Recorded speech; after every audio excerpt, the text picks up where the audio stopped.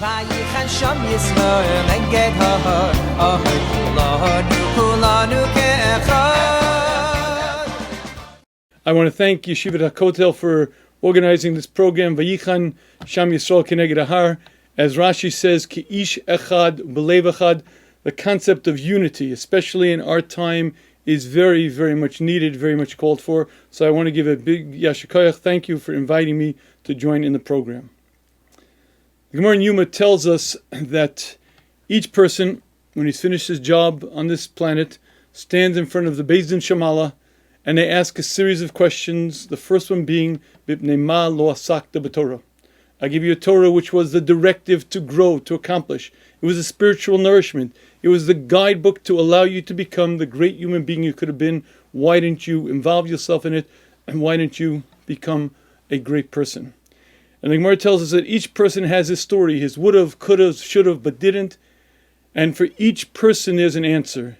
The ani, the poor man, walks in and they say to him, why weren't you involved in Torah study? Me? I was a poor man, I had to work 14 hours a day, 6 days a week. What do you want from me?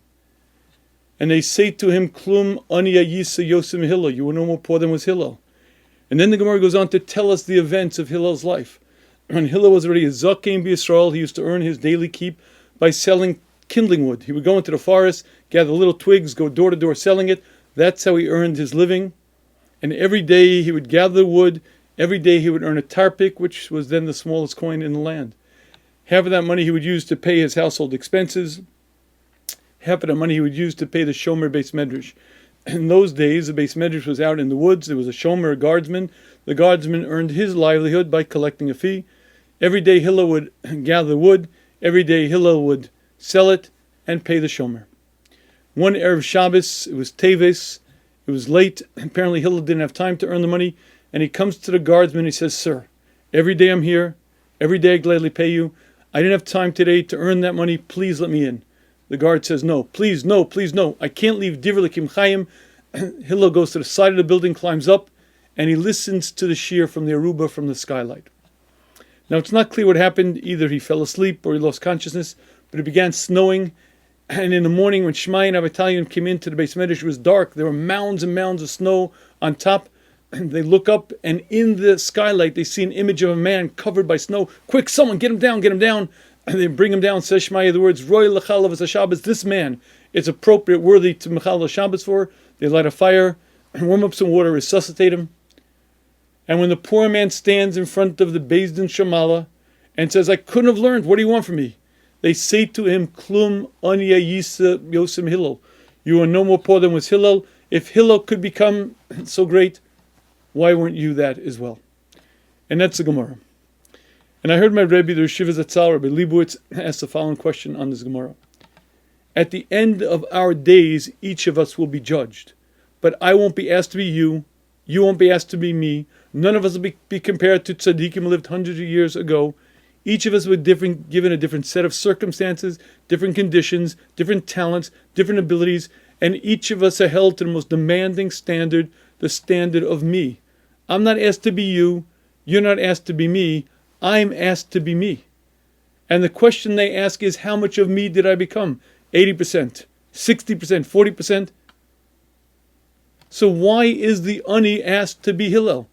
The ani has his set of circumstances. Hillel had his.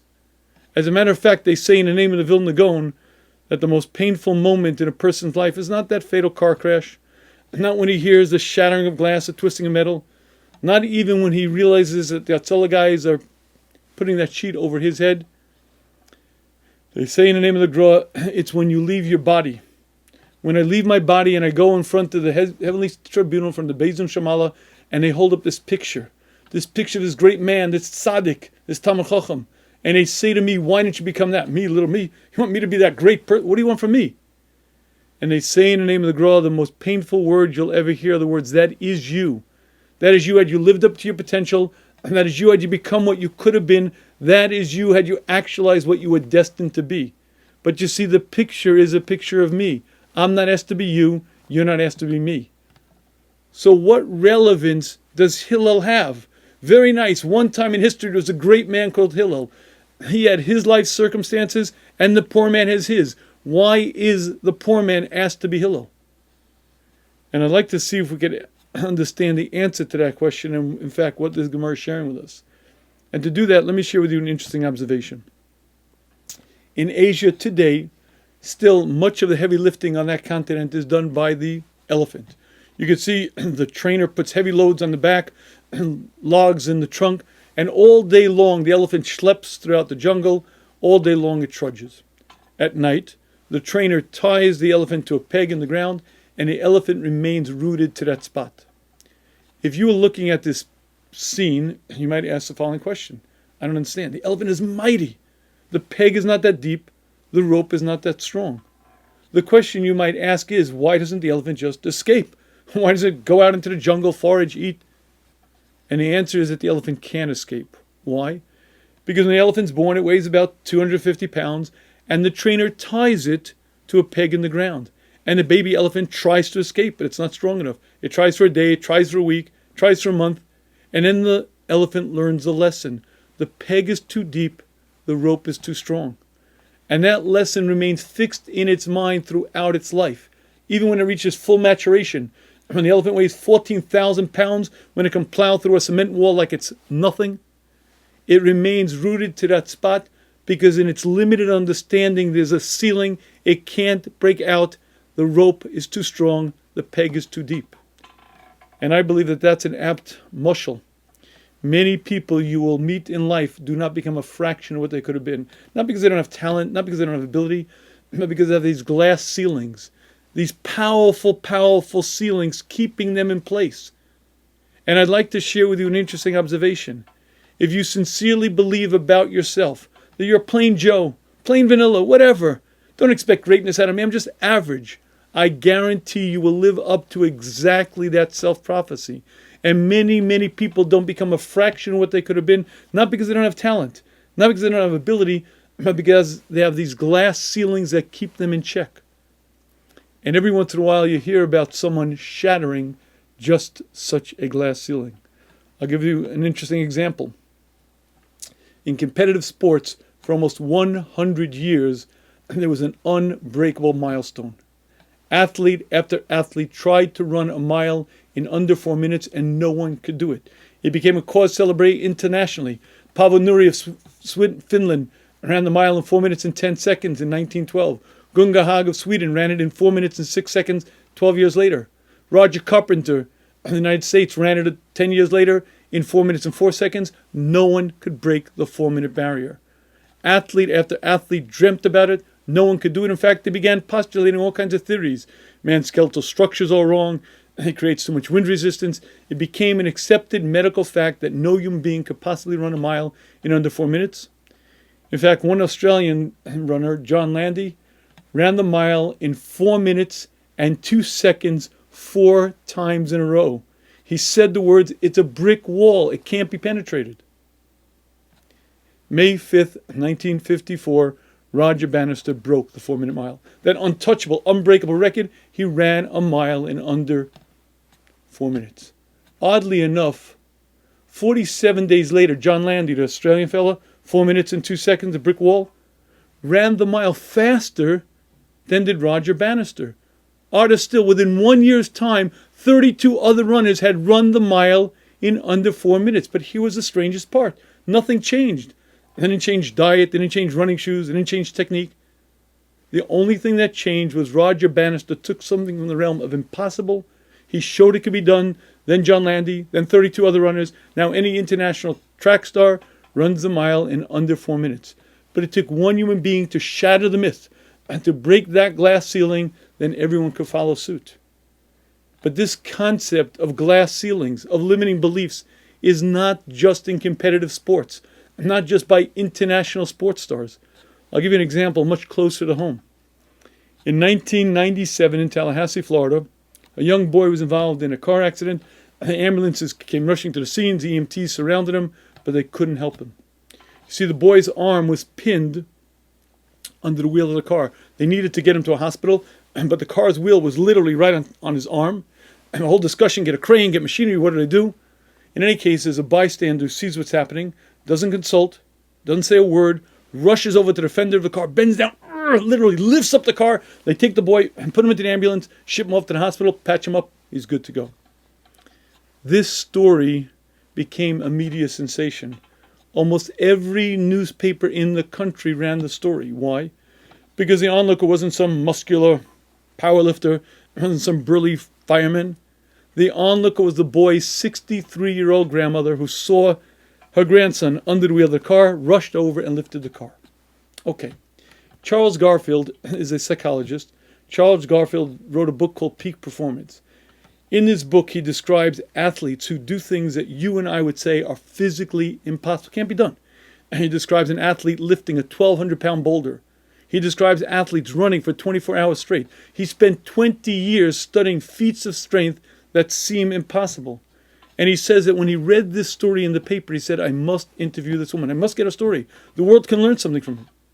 He describes that he called her up and explained who he was, why he wanted to meet with her, and he says she flatly refused. He called a second time, again, explained who he was, why he wanted to meet with her, and again she refused. A third time he called her, she refused. After a few months, on the fourth phone call, finally she agrees to an interview. He describes when he gets to her house, she's very friendly, offers him a cup of coffee. They sit down and he says, Madam, just share with me your experience, your flow of consciousness. What were you going through at that moment? And he says she was very vivid, very graphic, describing exactly what she was experiencing. And when she was finished, he said to her, I don't understand this. I don't get it. Not the lifting the car, that doesn't bother me. What I don't understand is it's clear that you didn't want the world to hear the story. But I don't understand. What you did was heroic. You saved your grandson's life. Why were you so reluctant to tell your story? And he says that she turned to him and she said these words, if this which I knew was impossible, I actually could do, what does it say about the rest of my life? Being a personal coach, a psychologist, he asked her, what do you mean? She explained that she always dreamt about being an educator, being a teacher. She never got beyond the high school education. So at age 63, Mrs. Laura Schultz began her college education with the coaching of Dr. Charles Garfield, and she went on to teach college-level science. But here's the point. You and I know that in the real world, grandmas don't lift cars. In the real world, the boys stay stuck until they get some heavy machinery, until they get a crane, because grandmas cannot do that. Until a grandmother sees that it's her grandson. Until she sees that if she doesn't do it, it won't happen, and she rushes over, marshals strength she couldn't envision, taps energy that she couldn't imagine, and does that which she thought was always impossible, and she shatters that glass ceiling, that limiting belief. And I heard my Rebbe, Yeshivas, explain this Gemara that way.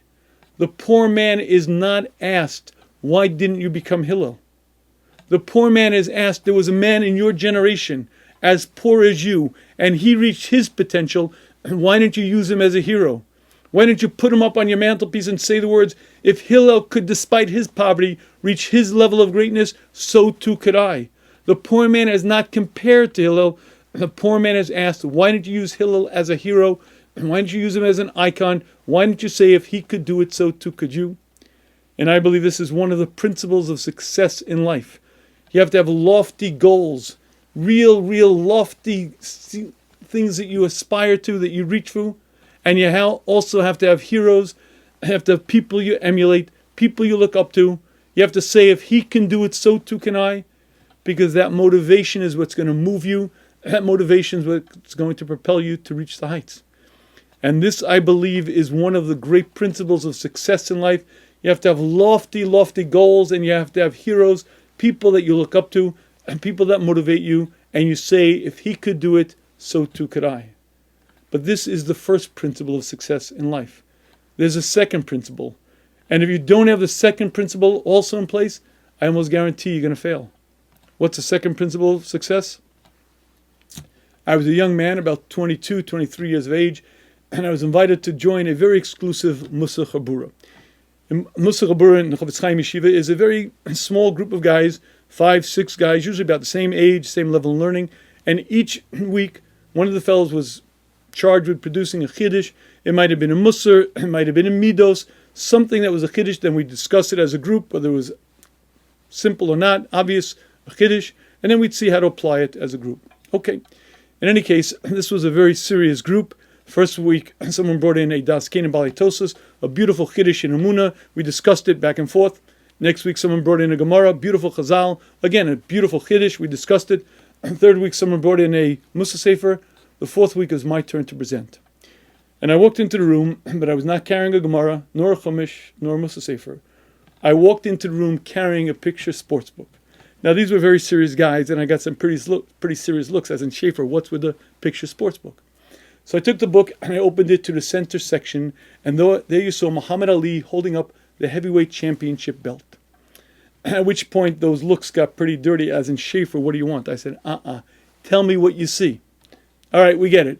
Frazier had been the world champion. Ali just won the fight. What do you want? I said, exactly. When you look at that picture, what do you see? You see victory. You see glory. You don't see that the heavyweight champion got so beat up in the fight that they drove him directly to the hospital. When you read the sports section, you read about him in his moment of glory, in the height of victory. But you don't read about the fact that the world champion got so beat up in that fight that for 21 days, for 3 weeks, he couldn't get out of his hospital bed. But that part they don't tell you. And what I wanted to share with my friends that day was the second rule of success in life. And that is, you got to know how to take a punch.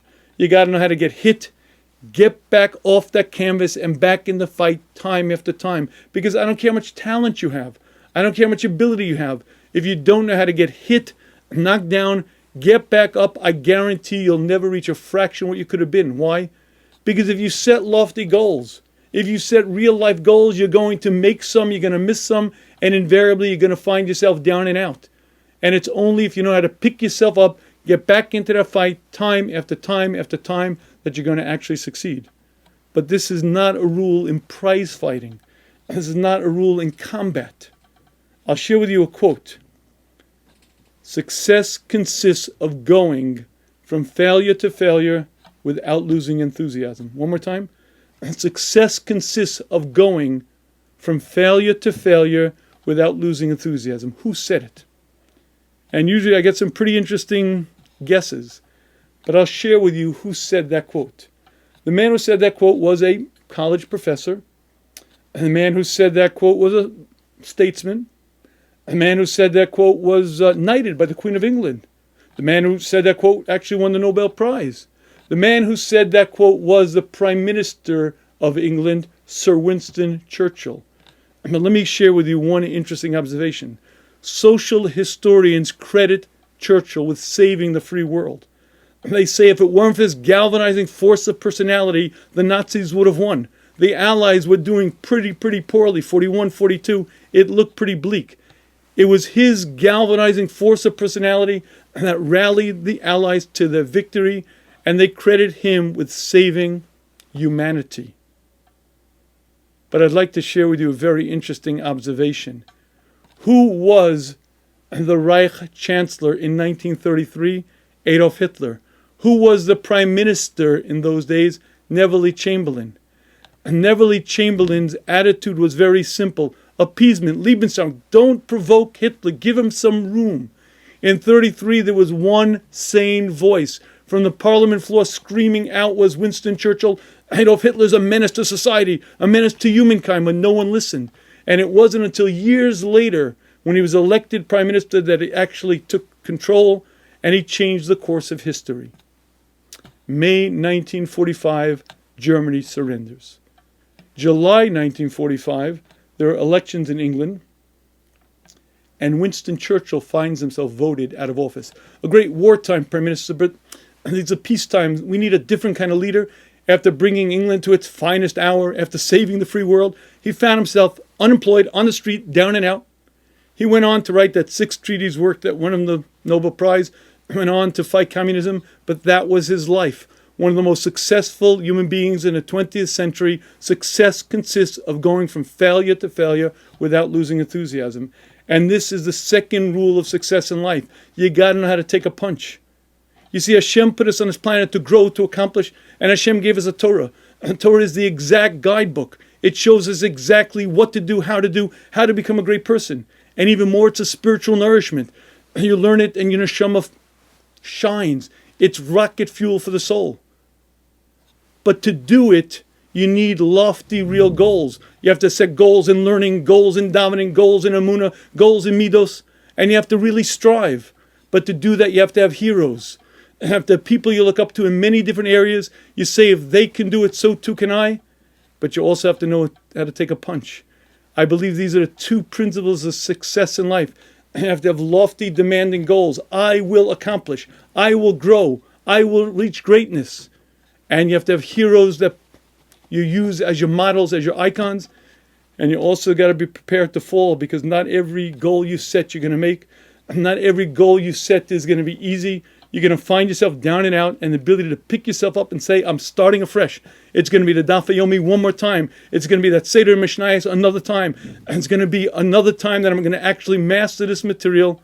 And you set goals, and you get back on that horse, get back into the fight time after time. And I would like to close with one last observation. I was zochet to hear Rav Avram Chaim Foyer say a hesped for his father-in-law, Rav Mordechai Gifter.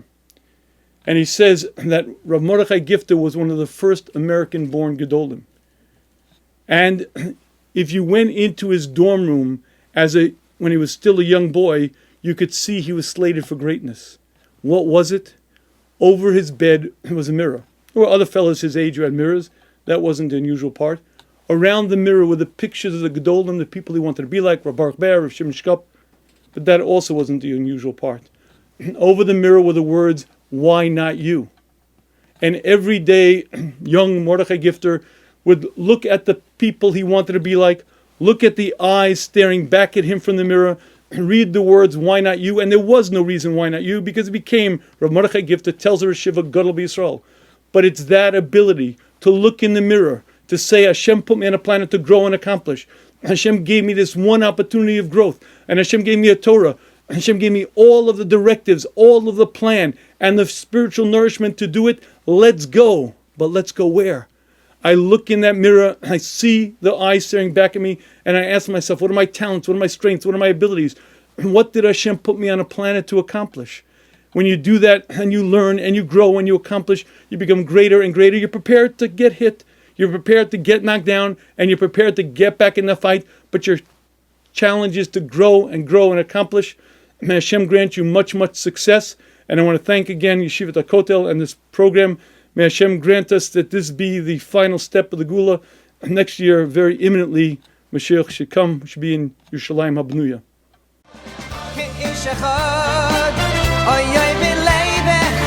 Vayichan Sham Yisrael